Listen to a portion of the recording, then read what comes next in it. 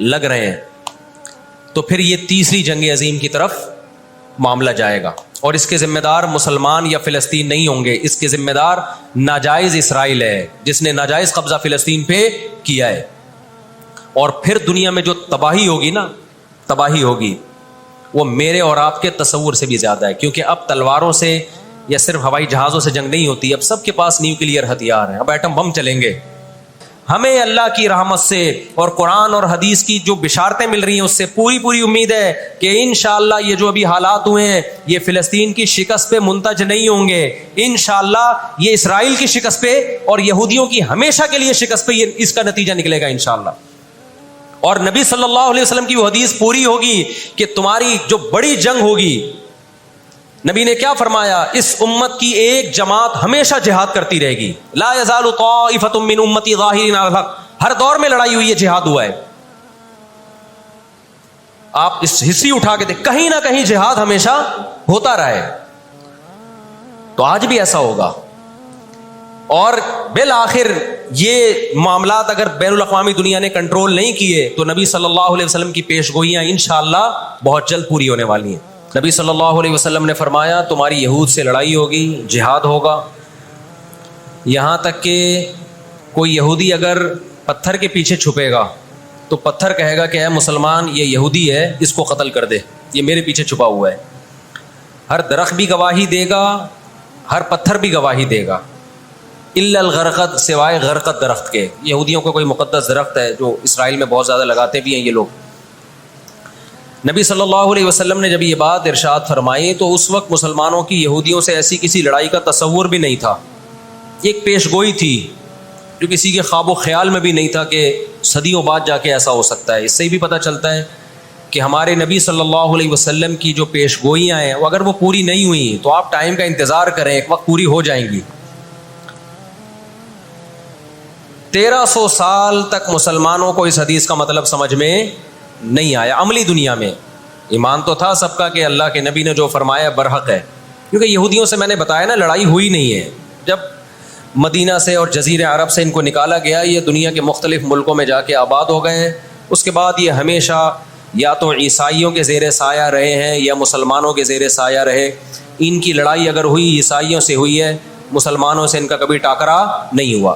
لیکن پیغمبر صلی اللہ علیہ وسلم نے کیا فرمایا صحابہ سے، تقاتلون، تم لڑو گے. تم سے مراد یہ امت لڑے گی، ایک وقت آنے والا ہے اور ایسی لڑائی ہوگی، ایسی لڑائی ہوگی کہ حتی یختبی احدکم وراء الحجر، کہ پتھر اور درخت بھی یہودی کا ساتھ دینا چھوڑ دیں گے. آج دنیا جن حالات کی طرف جا رہی ہے نا، یہ ایسا لگتا ہے کہ اس حدیث کے پورا ہونے کا ٹائم آ گیا ہے. ہم جب قرآن مجید پڑھتے تھے، اب بھی پڑھتے ہیں، لیکن جب طالب علمی کے دور میں جب سمجھ کے پڑھنا سیکھا ہم نے،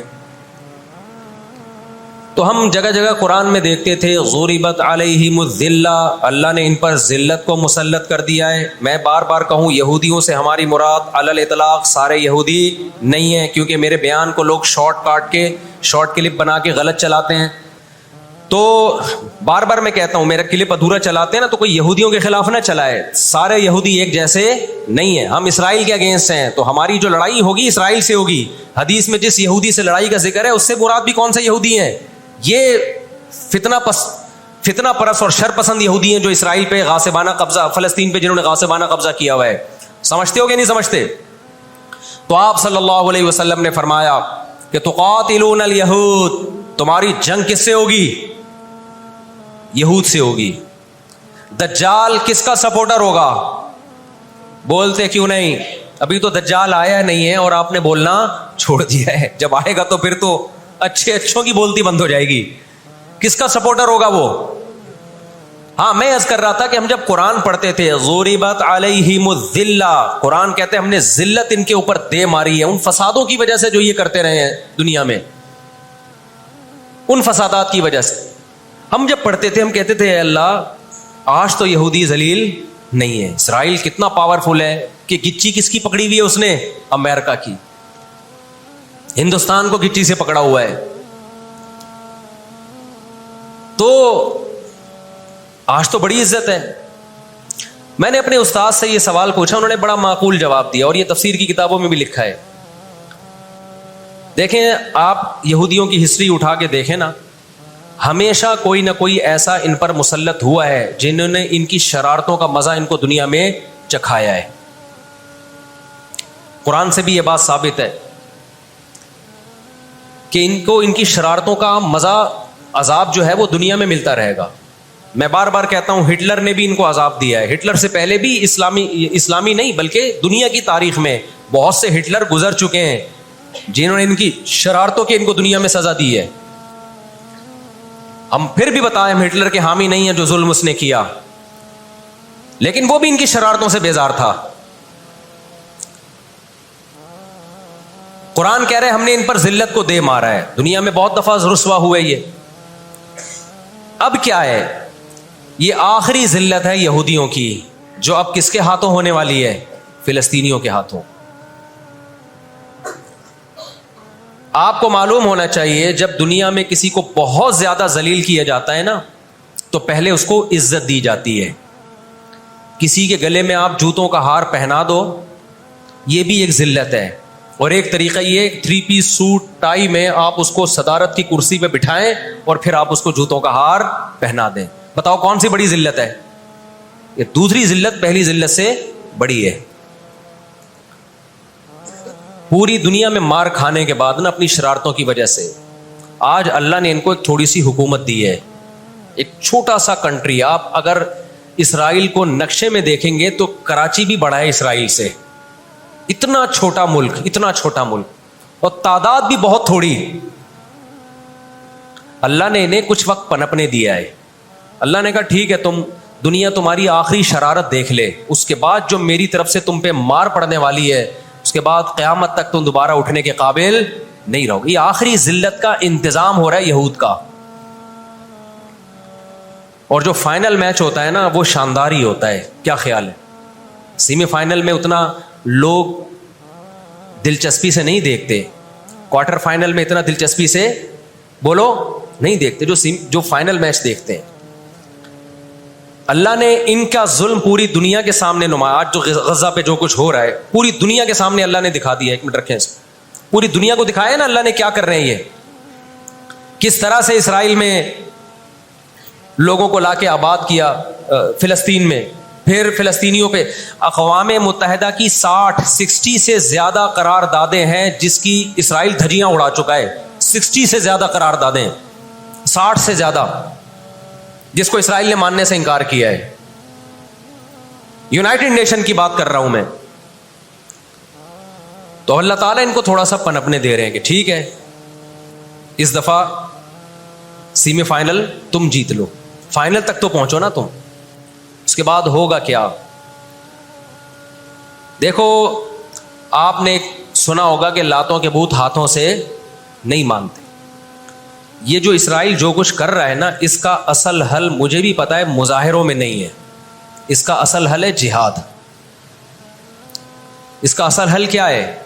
جہاد, جو کہ فلسطینی کر رہے ہیں. میں نے جب لوگوں کو یہ کہا نا کہ اپنے ملک میں پرامن مظاہرے کرو, لوگوں نے کہا لو پرامن مظاہروں میں لگا کے لوگوں کی صلاحیتیں خراب کر رہے ہیں. ہم آپ کو جہاد سے نہیں روکتے, لیکن آپ جہاد اپنے ملک میں کرو گے توڑ پھوڑ کر کے, یا جہاں یہودی ظلم کر رہا ہے وہاں لڑائی کرو گے آپ. تو یہ عجیب منطق نہیں ہے کہ ظلم وہاں ہو رہا ہے, آپ نے اپنے ملک میں توڑ پھوڑ کرنا شروع کر دی, تو اس سے یہودی ناراض ہوگا یا خوش ہوگا؟ وہ تو کہے گا اور اچھا ہے بم دھماکے کرو یار, پرامن نہیں, بہت بموں کے ساتھ کلاشن کوفوں کے ساتھ اپنی کنٹری میں مظاہرے کرو, ہمیں آ کے چھیڑو یہاں پہ. ہم جہاد کے منکر نہیں ہیں, آپ سے زیادہ الحمدللہ جہاد کو مانتے ہیں. لیکن آپ اگر یو کے میں, کینیڈا میں, پاکستان میں, سعودی عرب میں توڑ پھوڑ والے مظاہرے شروع کر دو گے, چاہے غیر مسلم کنٹریز میں بھی, خدا کی قسم اس سے اسرائیل کو جوں بھی نہیں رہیں گی. تو اس وقت آپ جوش سے زیادہ ہوش سے کام لیں. جوشیلی تقریریں کرنے والے بہت ہیں مارکیٹ میں, ابھی نعرے بھی یہاں لگ رہے ہیں, ہم یہ کر دیں گے, ہم وہ کر دیں گے. ان سے پوچھو کیسے کرو گے؟ شام کو گھر پہ جا کے گٹکا کھا کے سو جاتے ہیں وہ. جوشیلی تقریریں کرنے والے، میں مانتا ہوں جہاد ہی ہوگا، لیکن ہوگا کس سرزمین پہ؟ جہاں یہودی لڑ رہا ہے وہیں لڑا جائے گا. میدان جنگ متعین کیا جاتا ہے لڑائی کے لیے. یہ نہیں ہوتا کہ آپ میدان جنگ میں نہیں جا سکتے تو جو میدان جنگ نہیں ہے اس کو میدان جنگ بنا دو. ایسا دنیا میں کبھی بھی نہیں ہوتا. یہ تو وہ جونپور کے قاضی والا قصہ ہو جائے گا کہ وہ سولی پہ لٹکایا ایک شخص کو، اس کی گردن موٹی تھی، وہ پھندے میں آ نہیں رہی تھی. انہوں نے کہا اس کی گردن چونکہ پھندے میں آ نہیں رہی ہے تو اس کی چونکہ آ رہی ہے اس کو لٹکا دو آپ. وہ کہے گا میری آ رہی ہے لیکن میرا قصور کیا ہے؟ تو یہ عجیب قسم کا جہاد ہے. آپ اپنے ملکوں میں یو کے کینیڈا میں آپ نے اگر توڑ پھوڑ کرنا شروع کر دی، وہ چھوڑے گا تھوڑی کینیڈا آپ کو. یو کے امریکہ میں آپ نے اگر توڑ پھوڑ شروع کر دی وہ چھوڑے گا تھوڑی. آپ کی اوقات کتنی ہے؟ لڑائی کے لیے سب سے پہلے میدان جنگ کا تعین ضروری ہے کہ لڑائی ان کی مرضی سے نہیں ہوگی. کہاں کہ وہ جہاں چاہ رہے ہیں، لڑائی ہماری مرضی سے ہوگی. ہم جہاں کہیں گے وہاں لڑائی ہوگی. میں سمجھا پا رہا ہوں اپنی بات؟ تو علاج، بہت سے لوگوں نے جہاد کا انکار کر دیا، یہ بھی غلو ہے. اور بہت سے لوگوں نے ہر جگہ کو میدان جنگ بنانے کے چکر میں ہے. یہ ایک طرف کی انتہا ہے. آج دنیا نے ان کو نہتا چھوڑ دیا ہے فلسطینیوں کو، لیکن وہ ڈٹے ہوئے ہیں. آپ ان کی مدد کر سکتے ہو جہاد کے ذریعے، ضرور کرو. کس نے منع کیا ہے آپ کو؟ اور اگر آپ ان کے ساتھ مل کے جہاد نہیں کر سکتے، نہیں جا سکتے وہاں پہ، تو آپ پھر ان کو جو سپورٹ کر سکتے ہو، ہم راشن پانی پہنچا سکتے ہو تو وہ پہنچاؤ. میں نے پاکٹ ویلفیئر ٹرسٹ کا نام لیا نا، اس میں بھی لوگوں نے اعتراض کیا، لو بھائی ان کو راشن کی ضرورت تھوڑی ہے، ہمیں پتہ ہے راشن سے کام نہیں چلے گا. لیکن جو جہاد ہوگا تو وہاں جا کے ہوگا. یہاں بم پھاڑنا شروع کر دیے، اس سے اسرائیل کی صحت پہ کوئی فرق نہیں پڑے گا. اسرائیل پہلے ہی ان کی سازشوں سے لیبیا تباہ ہو چکا ہے. ایک مضبوط ریاست تھی، عراق کا بیڑا غرق کر دیا. اب وہ چاہتا ہے سعودی عرب کا بھی بیڑا غرق ہو، وہ چاہتا ہے پاکستان کا بھی بیڑا غرق ہو. تو ان بیڑا غرق ہونے سے جو آپ کی ٹوٹی پھوٹی رہی صحیح لنگڑی لولی حکومتیں، ان کی بھی ایسی کی تیسی ہو جائے گی. اور فلسطینی بھی نہیں چاہتے کہ دوسرے ملکوں میں لڑو، وہ کہتے ہیں لڑنا ہے تو ہمارے پاس آؤ. تو یہ اب جو دنیا جا رہی ہے نا جس طرف، ہو یہ رہا ہے. میں نے آپ کو قرآن کی آیت پیش کی تھی نا، وَكَذَلِكَ نُوَلِّي بَعْضَ الظَّالِمِينَ بَعْضًا. اللہ کہتے ہیں ہم بعض ظالموں کو بعضوں سے پٹواتے ہیں. تو پہلی جو ابھی تک تو ہم نے نا امیدی کی باتیں کی ہیں. مسلمان ممالک شکست کھا کے بیٹھ چکے ہیں، 3 بڑی جنگوں میں شکست ہو چکی ہے. اس کے بعد اب کسی مسلم کنٹری میں اسرائیل پر چڑھائی کی طاقت نہیں ہے. ان کو پتہ ہے پیچھے امریکہ بیٹھا ہوا ہے، پورا یورپ. رشیا نے یوکرائن جیسے اتنے سے کنٹری پہ حملہ کیا. آپ نقشے میں دیکھیں یوکرائن اتنا سا ہے، رشیا کیا ہے، یوں اگر وہ پاؤں بھی رکھ دینا تو کچل دے. لیکن جیت گیا کیا وہ جنگ؟ بولتے کیوں نہیں؟ کیوں؟ یوکرائن اتنا سا ہے مگر اس کے پیچھے کون ہے؟ پورا یورپ ہے. پورا یورپ اس کے پیچھے. یہ جنگ طول پکڑتی جا رہی ہے. رشیا اب تک یوکرائن کو کنٹرول میں نہیں لے سکتا. اور مجھے تو ایسا لگتا ہے، میں کوئی یقینی رپورٹ نہیں ہے، شاید اس جنگ کے پیچھے بھی اسرائیل کی سازش ہو. ان کو پتا تھا کہ ایک ہمارا دشمن ہے سوویت یونین، روس. جب 1956 میں جنگ ہوئی ہے نا، برطانیہ، فرانس اور اسرائیل نے مل کے حملہ کیا تھا مصر پہ، تو دھمکی کس نے دی تھی؟ روس کی دھمکی سے پیچھے ہٹے. روس نے کہا تھا نیوکلیئر اٹیک کروں گا میں، تو پیچھے ہٹ گئے. روس مسلمانوں کی خیر خواہی میں نہیں کر رہا تھا. روس کو یہ تھا کہ جب دنیا کا باپ میں بننا چاہتا ہوں تو تم دنیا کے باپ بننے کی کوشش کیوں کر رہے ہو؟ اگر یہ باپ بن گئے تو اس کو پتا تھا ہماری چودراہٹ ختم ہو جائے گی. تو اللہ ایک ظالم کو دوسرے ظالم سے پٹواتے ہیں. تو آج بھی رشیا، چائنا وہ اسرائیل کے حق میں نہیں ہے. عین ممکن ہے اللہ مظلوموں کی آواز سے ایسے حالات پیدا کر دے کہ اس جنگ میں براہ راست کون کود پڑے؟ سوویت یونین کود پڑے. اور اگر سوویت یونین اس جنگ میں کود پڑا جس کے پورے چانس لگ رہے ہیں، تو پھر یہ تیسری جنگ عظیم کی طرف معاملہ جائے گا. اور اس کے ذمہ دار مسلمان یا فلسطین نہیں ہوں گے. اس کے ذمہ دار ناجائز اسرائیل ہے جس نے ناجائز قبضہ فلسطین پہ کیا ہے. اور پھر دنیا میں جو تباہی ہوگی نا، تباہی ہوگی، وہ میرے اور آپ کے تصور سے بھی زیادہ ہے. کیونکہ اب تلواروں سے یا صرف ہوائی جہازوں سے جنگ نہیں ہوتی، اب سب کے پاس نیوکلیئر ہتھیار ہیں، اب ایٹم بم چلیں گے. آج اگر دنیا انسانیت پہ رحم کھانا چاہتی ہے، آج اگر امریکہ، برطانیہ، جرمنی، فرانس جو دنیا کے لیڈر کہلائے جاتے ہیں، آج اگر یہ چاہتے ہیں کہ انسانیت کو تباہی سے بچائیں، تو ان کو فلسطینیوں کا ہاتھ نہیں روکنا. ان کو کس کا ہاتھ روکنا ہے؟ جو اصل ظالم ہے نا یہودی، اس کا ہاتھ روکنا ہے. فلسطینیوں کے پاس اپنے دفاع کا پورا اخلاقی حق بھی ہے، مذہبی حق بھی ہے، قانونی حق بھی ہے. تو آج اگر یہ اسرائیل کا ہاتھ زبردستی روک لیتے ہیں تو دنیا بڑی تباہی سے بچ جائے گی، اور اگر یہ دنیا اسرائیل کا ہاتھ نہیں روکتی اور اس جنگ کو بند کرنے کی کوشش نہیں کرتی تو بھائی جو تیسری جنگ کی طرف معاملات جا رہے ہیں اس کے ذمہ دار یہ لوگ ہوں گے جو دنیا میں تہذیب کے ٹھیکیدار ہیں۔ یہاں تک بات سمجھ میں آ گئی کہ نہیں آ گئی؟ دوسری بات، ہمیں قرآن و سنت میں اس بارے میں کیا ہدایات ملتی ہیں؟ اللہ کہتا ہے میں نے یہود پہ ذلت کو مسلط کر دیا ہے۔ اس آیت میں اور اس حدیث میں جو میں نے تقاتلون الیہود والی حدیث پڑھی، اس میں مسلمانوں کے لیے خوشخبری ہے کہ اللہ تعالیٰ نے جیسے بنی اسرائیل انتہائی کمزور تھے، فرعون کا ظلم اور بربریت کا شکار تھے، اللہ سورہ قصص میں کہتے ہیں وَنُرِيدُ أَن نَّمُنَّ عَلَى الَّذِينَ اسْتُضْعِفُوا فِي الْأَرْضِ، ہم نے ارادہ کیا کہ زمین میں کمزور ترین لوگوں کو اٹھا کے زمین کا امام بنا دیں گے، طاقتور پہ غالب کر دیں گے۔ بہت دفعہ ایسا ہوا ہے، کم من فئۃ قلیلۃ غلبت فئۃ کثیرۃ باذن اللہ۔ اللہ کہتے ہیں دنیا کے نقشوں میں جو غالب ہوتا ہے، جس کی فتح اسباب کی دنیا میں یقینی ہوتی ہے، میں بہت تھوڑی سی جماعت کو طاقتور بنا کے دنیا کا امام بنا دیتا ہوں۔ ہمیں اللہ کی رحمت سے اور قرآن اور حدیث کی جو بشارتیں مل رہی ہیں اس سے پوری امید ہے کہ انشاءاللہ یہ جو ابھی حالات ہوئے ہیں یہ فلسطین کی شکست پہ منتج نہیں ہوں گے، انشاءاللہ یہ اسرائیل کی شکست پہ اور یہودیوں کی ہمیشہ کے لیے شکست پہ یہ اس کا نتیجہ نکلے گا انشاءاللہ۔ اور نبی صلی اللہ علیہ وسلم کی وہ حدیث پوری ہوگی کہ تمہاری جو بڑی جنگ ہوگی، نبی نے کیا فرمایا؟ اس امت کی ایک جماعت ہمیشہ جہاد کرتی رہے گی، لا یزال طائفۃ من امتی ظاہرین علی الحق، ہر دور میں لڑائی ہوئی ہے، جہاد ہوا ہے۔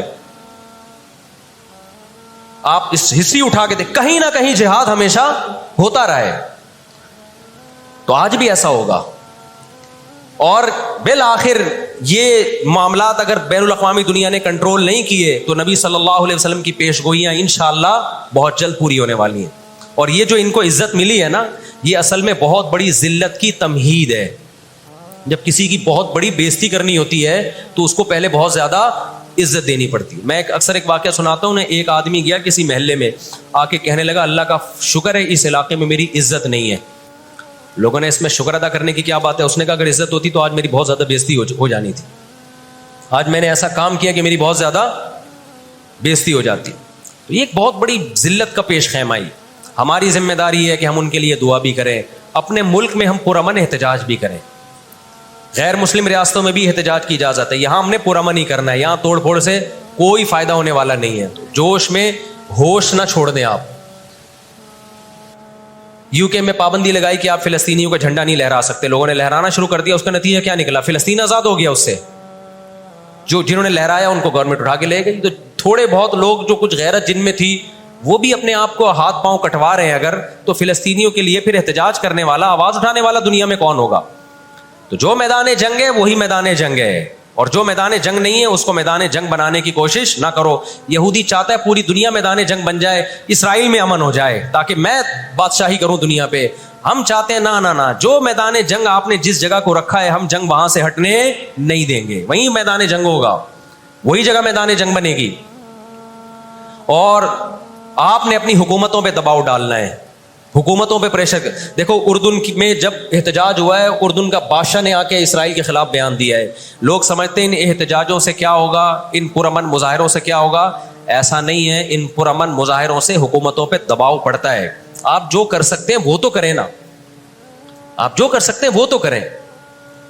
اور احتجاج اور مظاہروں کی کال سیاسی جماعتیں دیتی ہیں، مفتیان کرام نہیں دیتے۔ لوگ مجھے کہہ رہے ہیں آپ بلاؤ احتجاج کا دھرنا، ہم آئیں گے۔ مجھے پتہ ہے 4 آدمی بھی نہیں آئیں گے، 4 آدمی بھی نہیں آئیں گے ہمارے دھرنے پہ۔ یہ سیاسی جماعتوں کا کام، اور سیاسی جماعتیں بھی کر رہی ہیں، لیکن اور زیادہ کرنا چاہیے۔ حکومتوں کے کام ہوتے ہیں سیاسی سطح پہ، جو احتجاج جب گورنمنٹ لیول پہ ہوتا ہے وہ پاورفل احتجاج ہوتا ہے، اور حکومتیں احتجاج جب کرتی ہیں جب ان کو پبلک کا ڈر ہوتا ہے۔ تو آپ سوشل میڈیا پہ، فیس بک پہ آپ احتجاج کے ذریعے دنیا کو دکھاؤ ہم فلسطینیوں کے ساتھ ہیں۔ اس سے فلسطینیوں کو بھی سکون ملے گا کہ دنیا نے ہمیں یتیم اور لاوارث نہیں چھوڑا۔ اب یہ غزہ کا واقعہ ہونے سے پہلے دنیا نے ان کو بالکل لاوارث چھوڑ دیا تھا۔ ساری دنیا اسرائیل سے، ہمارے ملک میں اسرائیل کو تسلیم کرنے اور اتحاد کی باتیں شروع ہو گئی تھی۔ اس جنگ کے بہت زیادہ نقصانات ہوئے ہیں، لیکن اس کا ایک فائدہ بھی یہ ہوا ہے کہ اسرائیل کا ایشو دوبارہ دنیا میں کھڑا ہو گیا ہے۔ اب اتنا آسان نہیں ہے اسرائیل کو تسلیم کرنا۔ تو ہم اللہ سے دعا کرتے ہیں کہ اے اللہ ہمارے ان مظلوم بھائیوں کی مدد فرما، اور جو بھی ظالم ہیں ان کو ہدایت دے، جو ہدایت کے قابل نہیں ہے اللہ ان کو تباہ و برباد کرے۔ علماء نے یہ بھی کہا ہے کہ فجر کی نماز میں جو غاصب یہودی ہیں، اسرائیلی ہیں، ان کے خلاف قنوت نازلہ کا بھی اہتمام کرنا چاہیے۔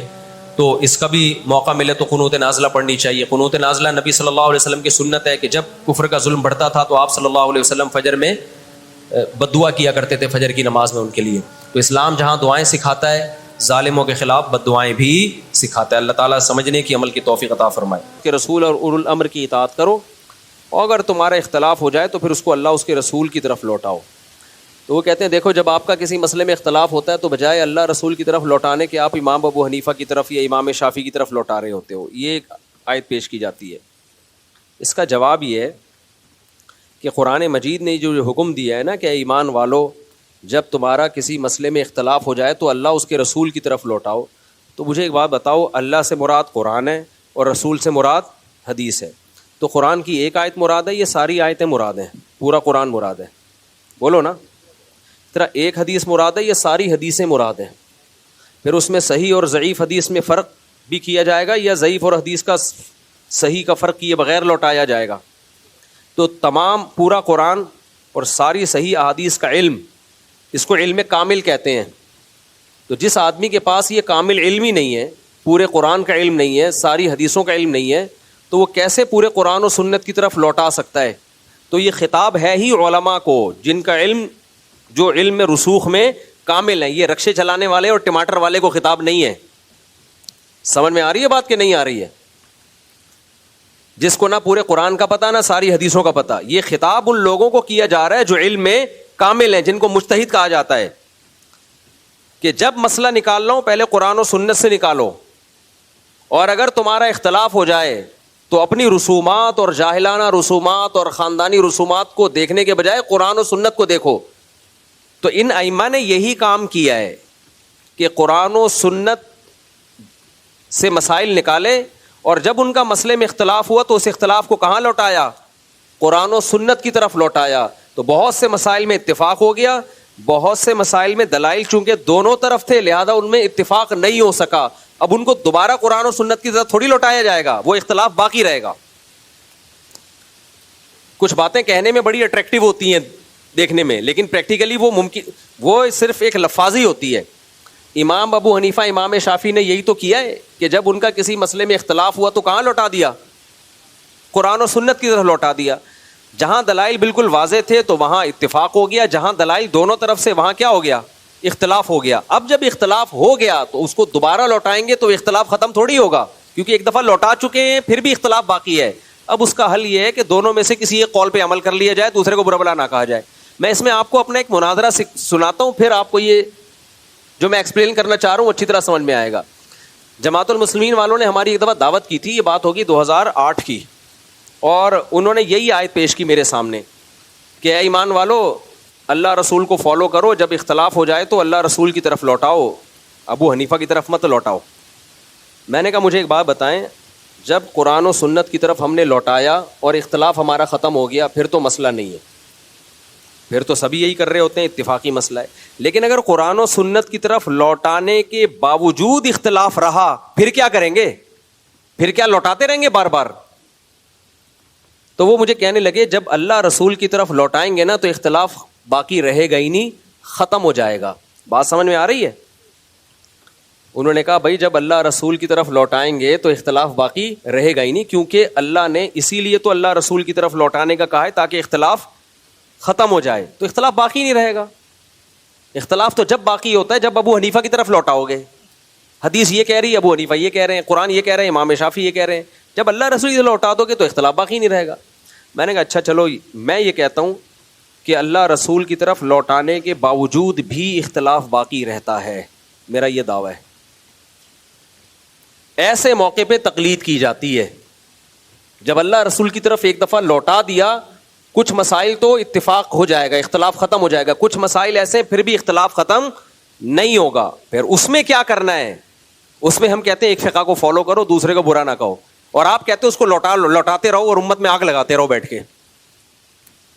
وہ کہتے ہیں ایسا ہو ہی نہیں سکتا، جب اللہ رسول کی طرف ہم لوٹائیں اور اختلاف باقی رہے۔ میں نے کہا چلو میرا اور آپ کا اختلاف ہو گیا نا، آپ کہہ رہے ہو کہ اللہ رسول کی طرف لوٹائیں گے تو اختلاف باقی رہے گا نہیں.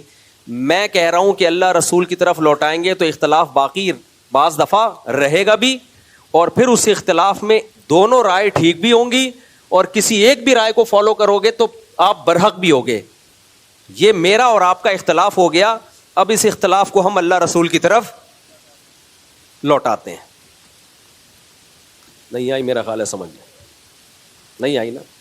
میں نے کہا وہ جماعت المسلمین والے تو اتنی ماشاءاللہ بڑی بڑی داڑھی ہے ان کی, پروفیسر بھی تھے یونیورسٹی کے, وہ کہنے لگے, دوبارہ سوال لوٹا دیتا ہوں, کہنے لگے بھائی قرآن کہہ رہا ہے جب اختلاف ہو جائے تو اللہ رسول کی طرف لوٹاؤ. میرا کہنا یہ تھا ابو حنیفہ نے اللہ رسول ہی کی طرف لوٹایا میرے بھائی, امام شافعی نے بھی جب لوٹایا اللہ رسول کی طرف تو کچھ مسائل میں اتفاق ہو گیا, کچھ مسائل میں پھر بھی اختلاف باقی رہا. تو جب اختلاف باقی رہے گا تو پھر کیا کریں گے؟ پھر تو ایک رائے کو فالو کریں گے, دوسرے کو ٹھیک سمجھیں گے. اجتہادی اختلاف کہلائے گا وہ, یہ تھوڑی کہ پھر دوبارہ لوٹاتا ہی رہے بیٹھ کے قیامت تک. ایک دفعہ لوٹا دیا ان لوگوں نے, فارغ ہو گئے وہ لوٹا کے. اب آپ رکشے والے کو بھی بولو کہ تو بھی لوٹا, ٹماٹر والا بھی لوٹا ہے. یہ اہل حدیث تو سب کو مجتہد بنا رہے ہیں, ہر آدمی ان کا فنٹر ہے, تبھی ان کے اور جتنے لوگ لوٹا رہے ہیں ہر ایک کی الگ رائے ہے. میں بار بار کہتا ہوں ٹیلی ویژن میں 4 اہل حدیث کبھی اکٹھے نہیں بیٹھیں گے, کیونکہ چاروں اللہ رسول کی طرف لوٹائیں گے اور چاروں کی رائے دوسرے سے مختلف ہوگی سوائے چند مسائل کے. تو میں نے ان سے کہا کہ جب اللہ رسول کی طرف لوٹائیں گے بہت سے مسائل میں اتفاق ہو جائے گا, جیسے کہ 4 اماموں کا بہت سے مسائل میں اتفاق ہو گیا, بہت سو میں پھر بھی اختلاف باقی رہے گا.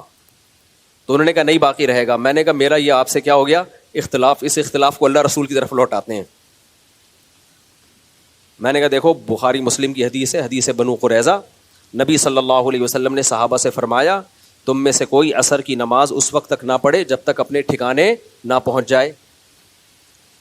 صحابہ کرام چلے, عصر راستے میں قضا ہونے لگی. اب صحابہ میں اختلاف ہو گیا کہ عصر ہمیں قضا کرنی چاہیے یا ہمیں پڑھنی چاہیے. یہ اختلاف ہو گیا کہ نہیں ہو گیا؟ اس اختلاف کو صحابہ نے کہاں لوٹایا؟ بولو, نبی کی طرف لوٹایا. قرآن و حدیث میں غور کرتے ہیں.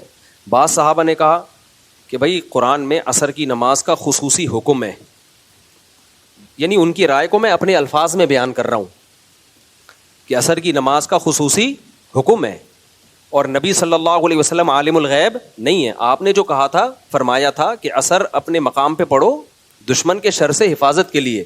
آپ کے علم میں یہ تھوڑی تھا کہ نماز قضا ہو جائے گی. تو نماز قضا کرنا نہیں, لہذا یہ جو حدیث ہے جس میں آتا ہے کہ عصر اپنے مقام پہ پڑھو جا کے, یہاں راستے میں نہ پڑھو, یہ تعویل ہے, اس کی تعویل کی جائے گی. اس میں ایک شرط ہے, وہ شرط یہ کہ بشرطے کے ٹائم پر اپنے مقام پر پہنچ جاؤ. اگرچہ یہ شرط حدیث میں صراحتاً نہیں ہے, لیکن دوسرے دلائل کو سامنے رکھ کر حدیث کی یہ تعویل کی جائے گی. دوسری جماعت کی رائے یہ تھی کہ بھائی نبی کا آرڈر جو ہے وہ بغیر کسی شرط کے ہے, اس میں یہ کہ عصر اپنے مقام تک پہنچے بغیر تم نے نہیں پڑھنی. اور جس قرآن نے ہمیں عصر کی نماز کی حفاظت کا حکم دیا اسی نے ہمیں نبی کی اطاعت کا بھی حکم دیا ہے. دلائل دونوں طرف ہیں یا نہیں ہے؟ اب ایسا نہیں ہے کہ جن لوگوں نے حدیث میں تعویل کی ان کو صحابہ کی اس جماعت نے کہا تم تو نبی کی باتوں کو اگرچہ مگرچہ کر کے گھما دیتے ہو معاذ اللہ. نبی نے تو صاف طور پہ کہا ہے کہ عصر کی نماز یہاں نہ پڑھو, اور تم کہہ رہے ہو یہ اصل میں ایک شرط لگی ہوئی ہے اس میں جو نظر نہیں آ رہی لیکن وہ شرط ہے. تم تو اصحاب رائے ہو, اپنی عقل سے حدیث کو, بھائی عقل استعمال تو کر رہے ہیں لیکن وہ عقل کیوں استعمال کر رہے ہیں؟ بھائی ایک جزوی واقعہ ہے, قاعدہ کلیہ کیا ہے, عصر کی نماز جیسے پورے سال فرض ہے آج بھی فرض ہے, اس کو جیسے پورے سال قضا کرنے کی اجازت نہیں ہے آج بھی قضا کرنے کی اجازت نہیں ہے. تو یہ قرآن و سنت کو سمجھنے کے لیے رائے کا استعمال ہو رہا ہے. یہ لوگ نا احناف کو بولتے ہیں اصحاب رائے, اور ان کا مقصد یہ ہوتا ہے یہ کھوپڑی استعمال کرتے ہیں. بھائی کھوپڑی قرآن و سنت کو سمجھنے کے ڈیپ میں جانے کے لیے استعمال کر رہے ہوتے ہیں. اور دوسرے فریق نے کہا کہ نہیں بھائی نبی کا جو ظاہری حکم ہے اسی کو لیں گے. تو بتاؤ جب انہوں نے اللہ رسول کی طرف لوٹایا تو اختلاف ختم ہو گیا یا باقی رہا؟ باقی رہا اختلاف, کیونکہ دلائل دونوں طرف تھے. تو ایک فریق نے نماز پڑھ لی, دوسرے نے نماز قضا کر دی. اسلام میں نماز سے بڑھ کر کوئی حکم نہیں ہے, اور یہ نماز کی کسی ایک کیفیت کا مسئلہ نہیں تھا کہ رفع الیدین کرنا ہے کہ نہیں کرنا, یا رکعتوں کا کہ 4 رکعتیں پڑھنی ہے کہ 3 پڑھنی ہے. یہ سرے سے نماز پڑھنی ہے کہ نہیں پڑھنی ہے, اس سے بڑا اختلاف کوئی ہو نہیں سکتا. اور نماز بھی وہ جو عصر کی جس کی سب سے زیادہ تاکید ہے. اسلام میں توحید کے بعد سب سے بڑا حکم نماز, اور اس کے بھی پڑھنی ہے کہ نہیں پڑھنی, اس سے بڑا اختلاف نہیں ہو سکتا.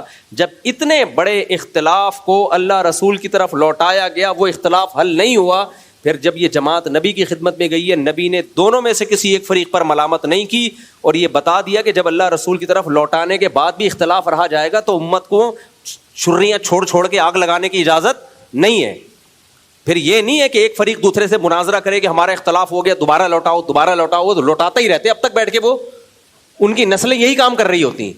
بھائی ایک دفعہ لوٹا کے ایک رائے قائم کر لی, اس پر عمل کرو, جو عمل کرے ٹھیک ہے, جو جس کی دوسری طرف رائے ہو وہ اس پر عمل کر لے, دونوں فریق کیا ہیں, جنتی.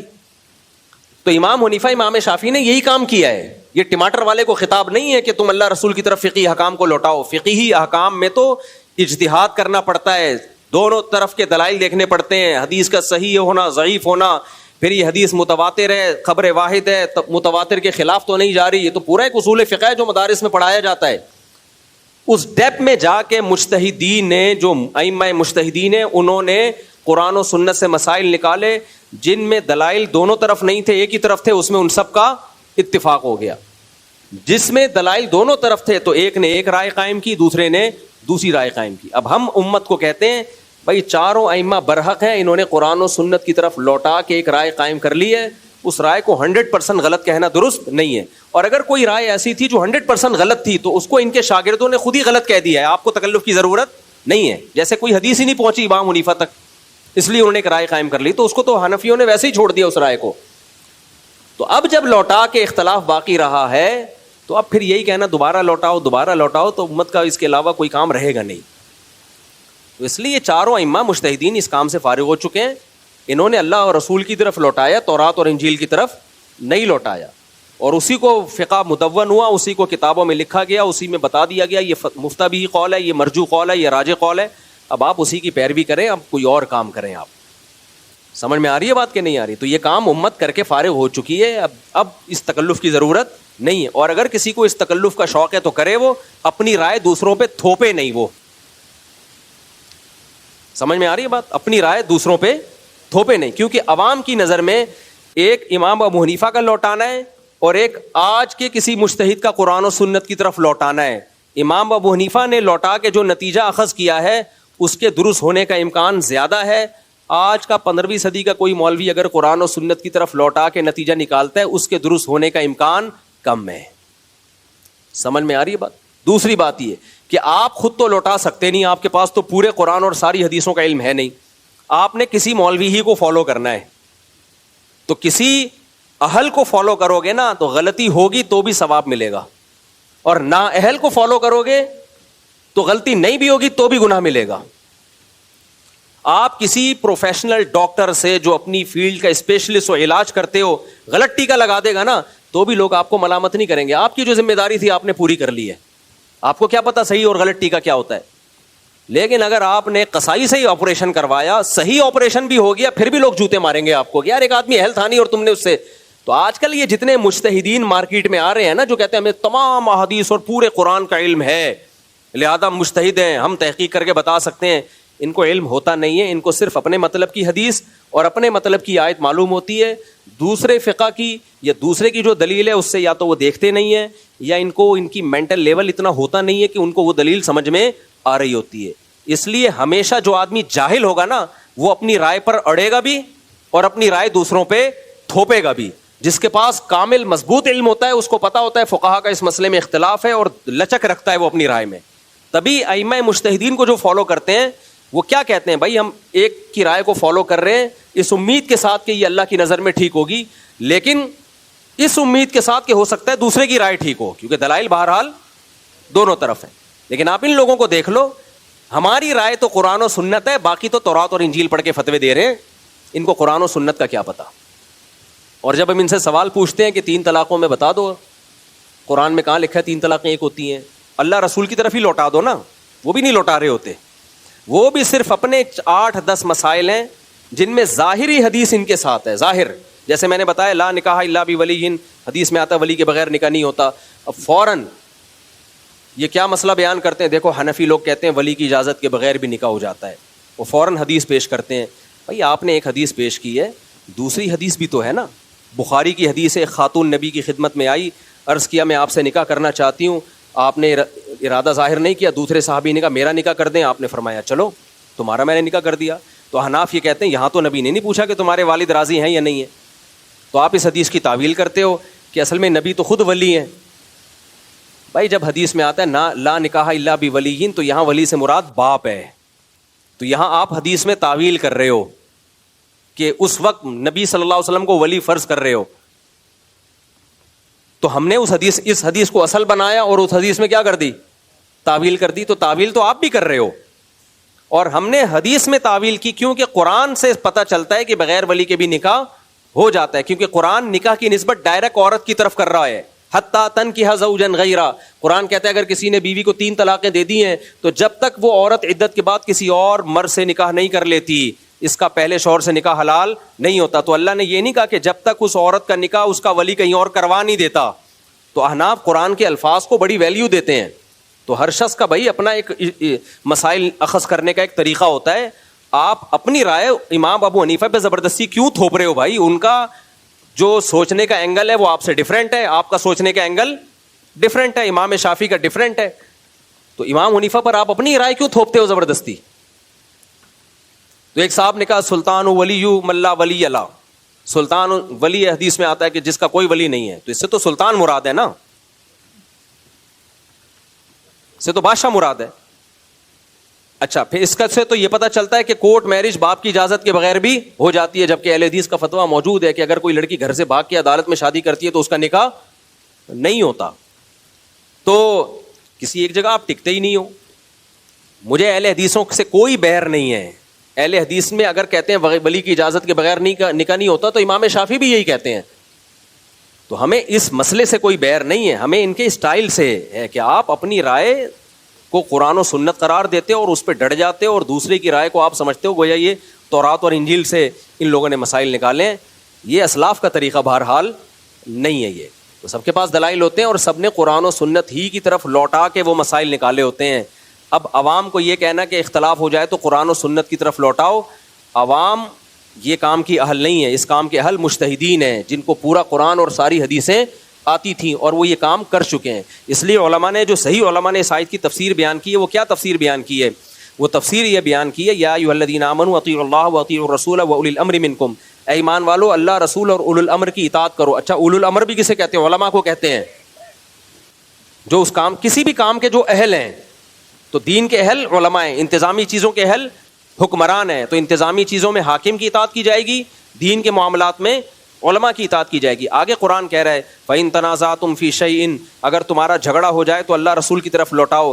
تو علماء نے لکھا اس آیت کا مطلب یہ ہے کہ فَرُدُّوهُ إِلَى, عام آدمی کو خطاب ہے, فَرُدُّوهُ إِلَى الْعَالِمِ بِكِتَابِ اللَّهِ وَرَسُولِهِ. تو اس عالم کی طرف لوٹاؤ جو اللہ اور اس کے رسول کی کتاب کا علم جانتا ہے اور اس پہ فتویٰ دیتا ہے. تو عامی آدمی کا عالم بھی کتاب اللہ و رسولہ کی طرف لوٹانا, وہ کتاب اللہ و رسولہ کی طرف ہی لوٹانا ہے. نہیں آئی میرا خیال ہے بات؟ فردوہ الی العالم بکتاب اللہ و رسولہ, بھائی الی اللہ و رسولہ تو ہے, فردوہ الی العالم بکتاب اللہ, یعنی عوام جب اللہ رسول کی طرف لوٹائے گی تو کیسے لوٹائے گی؟ جو علماء ہیں جن کے پاس علم کامل ہے, مجتہد ہیں, وہ جب اللہ رسول کی طرف لوٹائیں گے تو قرآن اور سنت پہ ریسرچ کریں گے. عامی جب اللہ رسول کی طرف لوٹائے گا تو قرآن و سنت پہ ریسرچ کرنے والوں کی طرف لوٹائے گا. وہ جو ریسرچر ہیں ان کی طرف لوٹائے گا. اس کا ان ریسرچر کی طرف لوٹانا ہی اللہ رسول کی طرف لوٹانا ہے. سمجھ میں آ رہی ہے بات کہ نہیں آ رہی؟ تو اس آیت کا اصل مطلب کیا ہوا؟ اب آخر میں خلاصہ بیان کرتا ہوں. یہ آیت نازل ہوئی ہے کہ اسلام کی طرف لوٹاؤ, اپنے کلچر کی طرف. یعنی ہمارا اختلاف ہو گیا کہ بیٹی کو وراثت میں حصہ ملنا چاہیے کہ نہیں ملنا چاہیے, تو اس آیت کا مطلب ہے اسلام سے پوچھو. اسلام کیا کہتا ہے؟ اسلام کہتا ہے بیٹی کو وراثت ملنی چاہیے. کتنی ملنی چاہیے؟ غیر مسلم کہتا ہے اول تو ملنی نہیں چاہیے, ملے تو بیٹے کے برابر ملے. اسلام کیا کہتا ہے؟ بیٹی کو آدھی ملے گی, بیٹے کو دگنی ملے گی. تو یہ آیت ہمیں بتا رہی ہے کلچر سے مت پوچھو, سوسائٹی سے مت پوچھو, بلکہ کس سے پوچھو؟ اسلام سے پوچھو اسلام کیا کہتا ہے. اور اسلام کو علماء جانتے ہیں, یہ ٹماٹر پیاز والے جانتے ہیں. تو علماء سے پوچھو, جو بھی اہل حق علماء ہیں ان سے پوچھو کہ شرعی حکم کیا ہے. تو ایک عامی آدمی کا کسی عالم سے جو کتاب اللہ اور سنت رسول پر عمل کرتا ہو, اس عالم سے مسئلہ پوچھنا یہ اس آیت پر عمل کے عین مطابق ہے. تو ہم ابو حنیفہ ان کو اہل حدیث بھی مانتے ہیں, امام شافعی کو اہل حدیث بھی مانتے ہیں. وہ عالم بھی کتاب اللہ و رسولی تھے, وہ کتاب اللہ اور سنت رسول کو جانتے بھی تھے اور اس کے بہترین محقق بھی تھے. تو اگر کوئی شخص ابو حنیفہ سے, امام شافعی سے مسئلہ پوچھتا ہے تو اسلام ہی سے مسئلہ پوچھتا ہے, کیونکہ اس کو اہل حدیث ہی مانتے ہیں. امام حنیفہ تورات اور انجیل سے یا کلچر کو دیکھ کے, سوسائٹی کو دیکھ کے مسئلے نہیں بتاتے تھے, وہ قرآن و سنت کو دیکھ کے مسئلے بتاتے تھے. تو خلاصہ کیا نکلا؟ اے ایمان والو, اللہ رسول کی اطاعت کرو, اور اگر اختلاف ہو جائے تو اسلام کو فالو کرنا ہے تم نے, اسلام کے علاوہ چیزوں کو فالو نہیں کرنا. اور اسلام کو ٹماٹر والا نہیں جانتا, اسلام کو کون جانتا ہے؟ علماء, اور آج کے علماء سے زیادہ مجتہدین جانتے ہیں. تو اس آیت میں ابو حنیفہ اور امام شافعی جیسے مجتہدین کو فالو کرنے کا حکم دیا جا رہا ہے, ان سے ہٹایا نہیں جا رہا ہے. اس لیے کہتے ہیں علم کی تھوڑی سی بات ہو, 10 گنا عقل زیادہ ہوگی تو وہ بات سمجھ میں آئے گی, عقل نہیں ہوگی تو وہ بات کا آدمی الٹا مطلب لے کے جائے گا.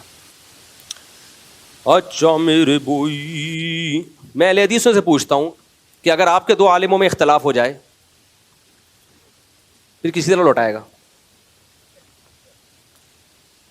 کوئی امام حنیف, کوئی فقہ حنفی کو فالو کر رہا ہے, وہ ادھر سے مسئلہ اس نے کہا کہ آپ کے پاس آیا, آپ نے کہا ابو حنیفہ نہیں, قرآن و سنت لوٹاؤ. اب قرآن و سنت کی ایک تشریح ایک اہل حدیث عالم کر رہے ہیں, ایک اہل حدیث عالم کہتے ہیں 3 طلاقیں 3 ہوتی ہیں.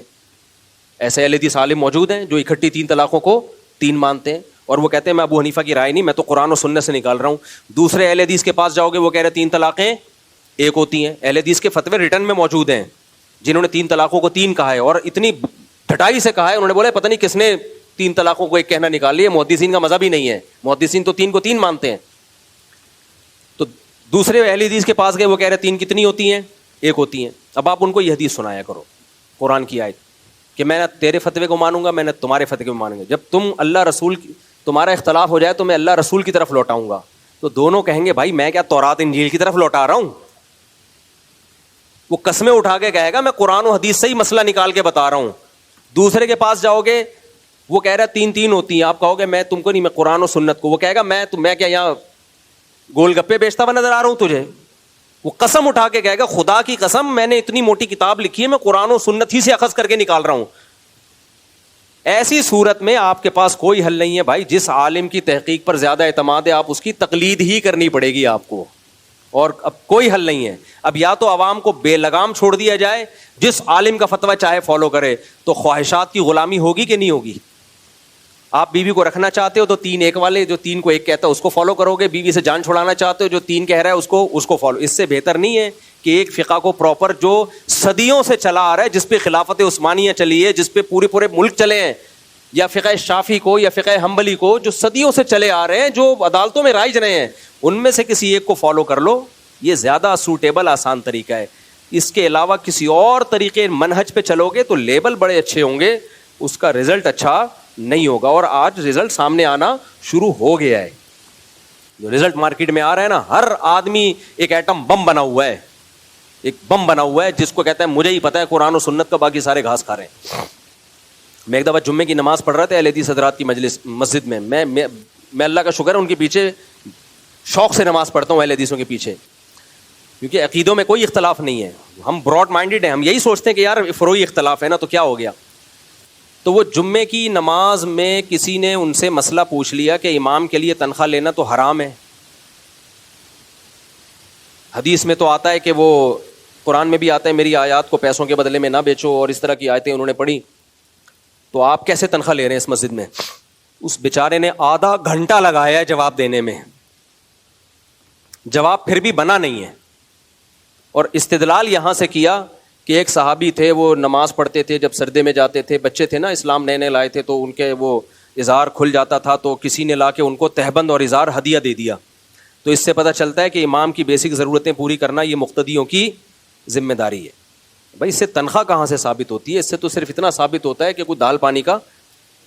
ہمارے لیے تو آسان ہے یار, مجتہدین نے اجتہاد کیا ہے اور فتویٰ دے دیا ہے ضرورت اور حاجت کی بیس پہ. ہمارا علم ناقص, ہم کمزور, ٹھیک ہے نا, ان کا علم کامل تھا, تو انہوں نے فتویٰ دے دیا اس پہ, تو ہم نے تو مان لیا. آپ اب قرآن و سنت سے فیصلہ کرو. تبھی وہ اہل حدیث بدک گیا, اس نے کہا اب کوئی نیا فرقہ بنا لیا ہوگا اس نے. تو اتنے فرقوں میں در فرقے کے اندر فرقیوں کے اندر فرقے شاشے نکل رہے ہیں. تو مجھے نیت پر قطعاً شبہ نہیں ہے، اہل حدیثوں کی نیت اچھی ہے، نبی کو فالو کرنا ہی مقصد ہے. جو